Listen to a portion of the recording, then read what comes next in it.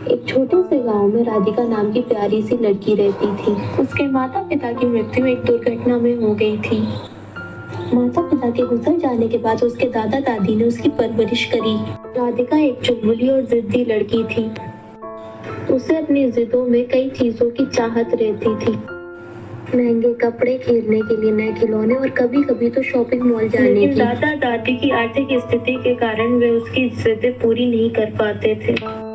उन्हें उसकी जिदों के कारण बेशक मजबूर होना पड़ता था। समय बीतता गया और राधिका बड़ी हो गई। उसकी शादी की बात चली और उसकी एक अच्छे से परिवार में शादी हो गई। उसे लगा कि अब उसकी सारी इच्छाएं पूरी हो जाएंगी। उसके पति ने उसे खुश करने की पूरी कोशिश की, लेकिन वो उसके दादा दादी की तरह उसकी सारी इच्छाएं पूरी नहीं कर सकता था। धीरे धीरे राधिका को ये समझ में आ गया था कि उसके दादा दादी ने अपनी सीमाओं में रहते हुए उसके लिए कितना कुछ किया था। उसे प्यार और स्नेह में कभी भी कमी महसूस नहीं होने दी। उनकी यादें, उनके आदर, उनके दिए गए संस्कार अब राधिका के जीवन में महत्वपूर्ण बन गए थे। राधिका को अपनी जिद पर पछतावा हुआ, लेकिन मैं समझ गई थी कि जिंदगी में केवल इच्छाएं पूरी करना ही खुश रहना नहीं है।